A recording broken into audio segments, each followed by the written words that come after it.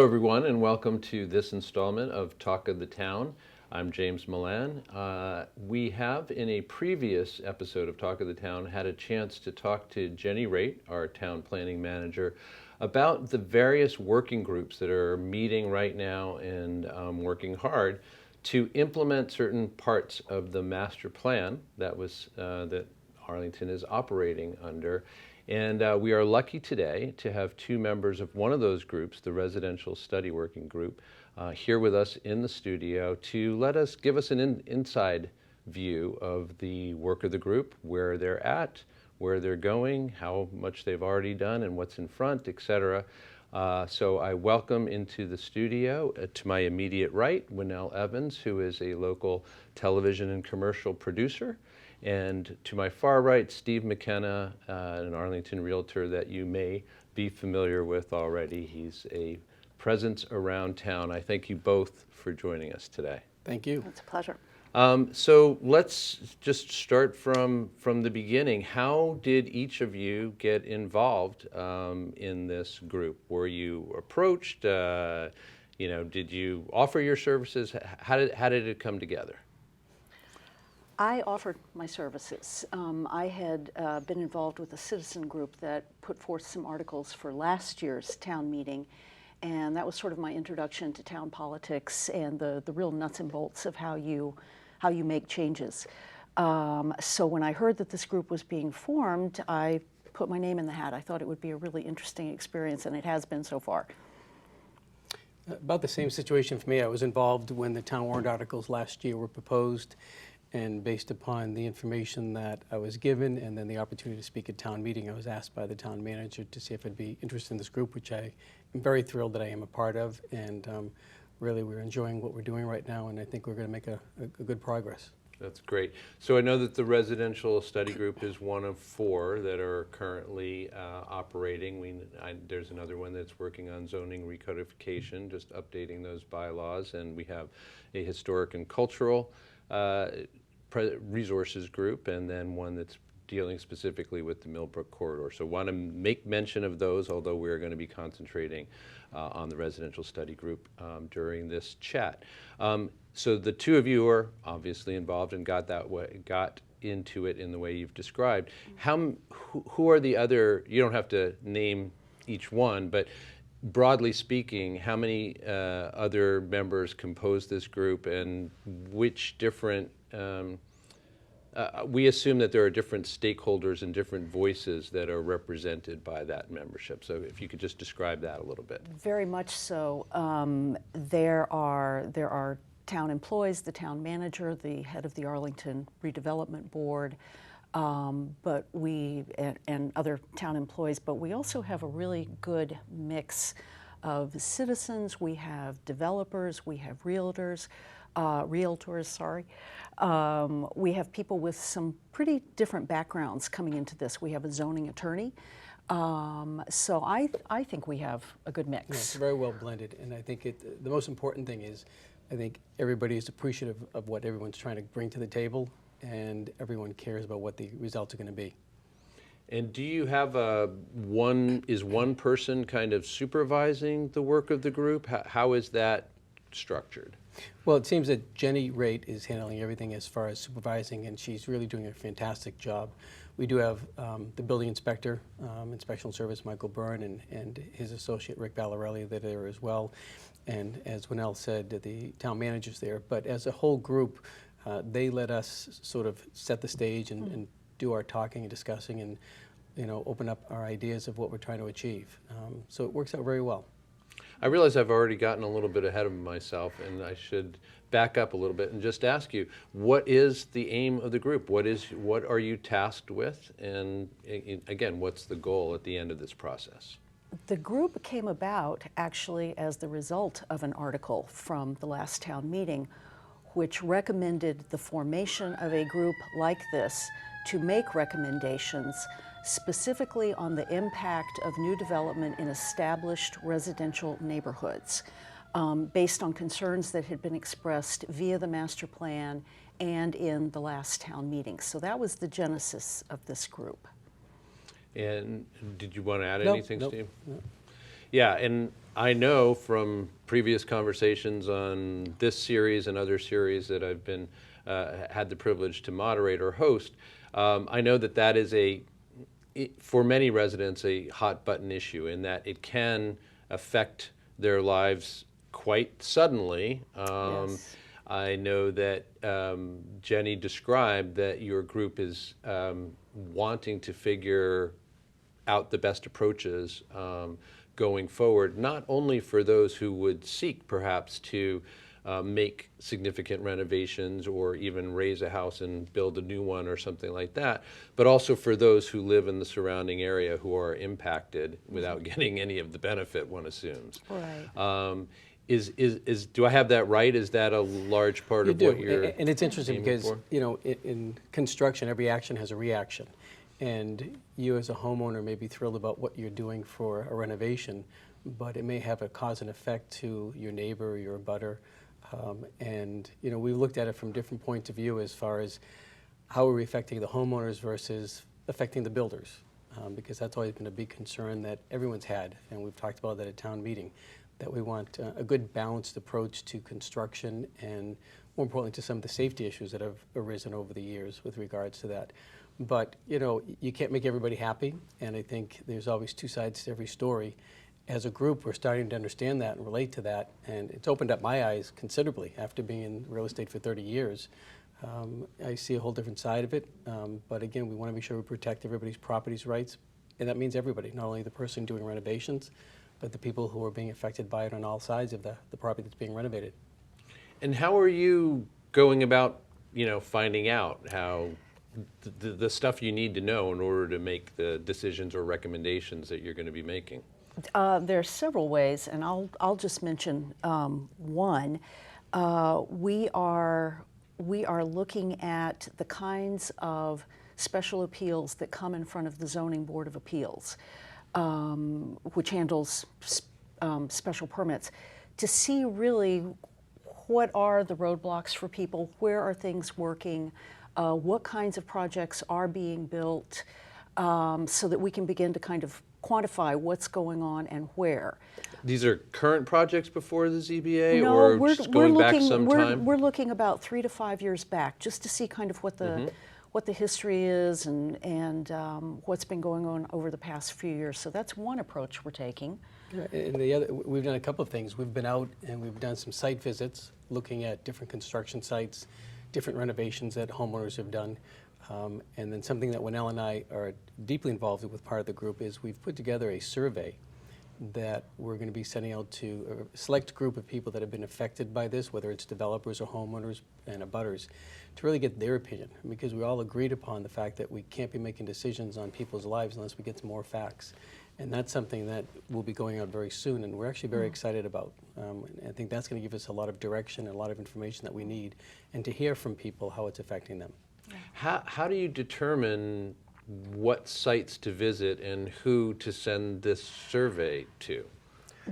Well, it was interesting. The Inspection Services pulled out a few thousand permits over the years that have been done, and from there was some that selected that I think we knew about that were probably contentious in neighborhoods, some that had issues that people were concerned about as far as a safety factor or other issues regarding height. And we took a balanced approach, though, if I'm not mistaken, Winnell. We have small additions, large additions, new constructions, tear downs. So we really tried to take it and we went through all throughout the town, different neighborhoods. Yeah, we're trying to make sure parts. every neighborhood is represented, because some obviously are seeing a lot more development than others. East Arlington is really a hot spot right now. I'm struck by the fact that twice now in the last number of minutes, Steve, you've mentioned the issue of safety as a concern. And how does that play out? I'm aware, for instance, from my own my own experience as a homeowner here in Arlington, and also from talking to others about the kind of nuisance and disruption issues. What do you mean when you're referring to safety concerns? Well, you start looking at just the construction process. No matter what's involved, you're dealing with heavy equipment coming and going. You're going through neighborhoods where we have narrow streets, so those are considerations. Then you look at the construction process. Is the equipment being put away properly? Is the site secure and safe? And the end product, what does that do for the neighborhood? Has that left something that's safe for everybody. You know, there's been issues with regards to garage unders and steep driveways. So we're really approaching everything in an understanding of how does it affect one person versus everybody. Yeah, so you guys have been at this for a while, I assume, just from what you've described as the things that you've already done. Eight meetings. yeah. 8 meetings so meetings, far. and Yeah. are those weekly meetings by like every 2 weeks?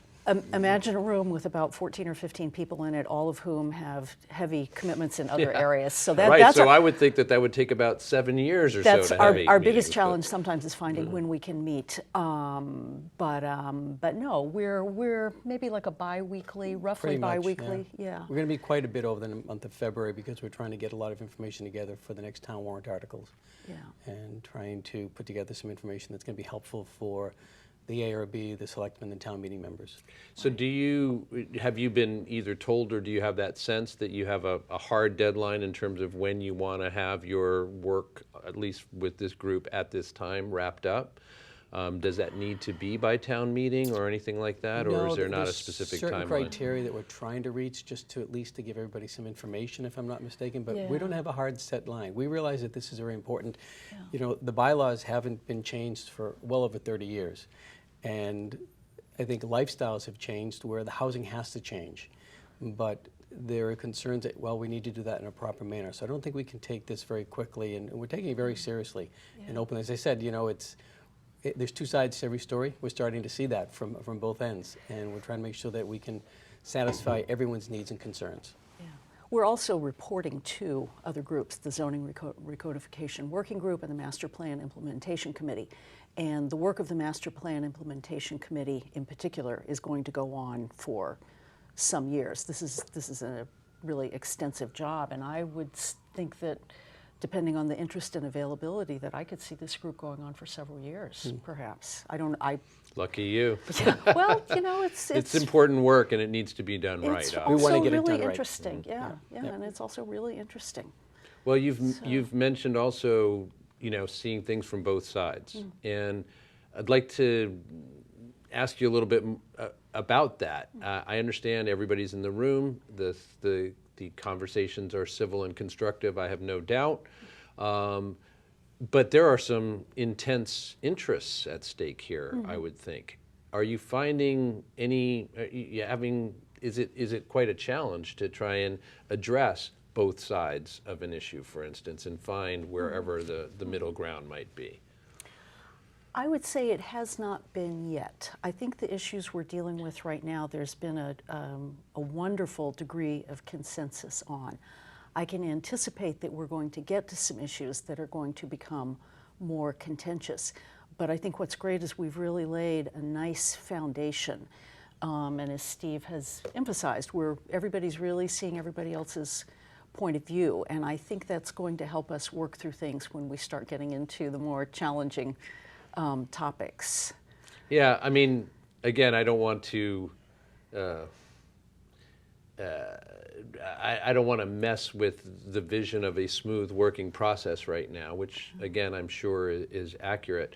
But I can imagine that there are going to be some actual decisions that have to be made at some point in the near to further future, wherein people who are representing others similarly situated within the group are going to have to give something up or, you know, compromise in some way. Yeah. And I think we all realize that. I think one of the things we realize is that we're not going to make a decision that's going to make everybody happy. But we're not making it on our behalf. We're making it on the homeowners and the property owners and people that live in the town and how it affects them. And I think we're looking at to what's happened in the past and how to make it better for the future.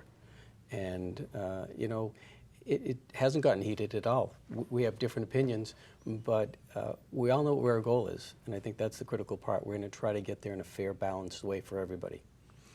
Great. So let me just ask you as we're wrapping up this conversation for the moment, because I expect that we may, as you say, the work may go on for quite a while, and we may have you back in to be able to check in and get updates on where you're at. But let me just ask you individually whether there's been anything that has been a particular surprise to you about the process so far, or just something that you weren't expecting, or as you know, things have gone smoothly, et cetera, but is there anything that just was not what you might have predicted, or that is surprising?